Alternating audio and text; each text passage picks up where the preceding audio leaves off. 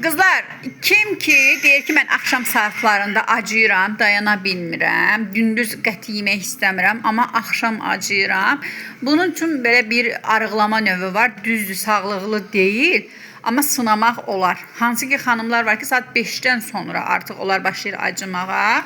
Belə bir diyet eləyə bilərsiniz ki, arıqlamaq üçün səhər 10-da səhər yeməyinizi yeyirsiniz, normal. Məsələn, yumurtanızı yediniz, yulafı nəsə yedinizmi? Bir də axşam 8-də, 7-də yeyirsiniz. Ya 7 ya 8 arası. Bu vaxtı qarnınız doyana qədər, qarnınız tutana qədər istədiyinizi yeyə bilərsiniz. Aralıqda 9-10 saat vaxt keçir. O vaxtda acı kofe içə bilərsiniz, yaşıl çay içə bilərsiniz, su içə bilərsiniz. Amma dişlənə biləcək qatı qidalar olmaz, su formasında olar. Yəni kim istəsə 20 gün, 25 gün belə sınayıb sonra tərəziyə çıxa bilərsiniz və oradakı çəkini görəcəksiniz. Hansı ki, çox hallarda olur ki, xanımlar deyir ki, biz ancaq axşam acıyırıq da, gündüz acımırıq.